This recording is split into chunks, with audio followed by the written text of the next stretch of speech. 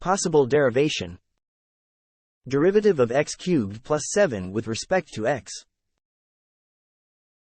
Using the chain rule, derivative of x cubed plus 7 with respect to x is equal to 3x squared plus 7 over 2x squared plus 14, where u is equal to x cubed plus 7 and derivative of u with respect to x is equal to 3x squared plus 7 over 2x squared plus 14.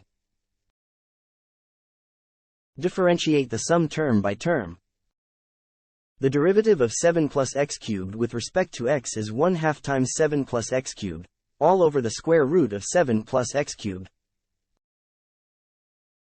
The derivative of 7 is 0.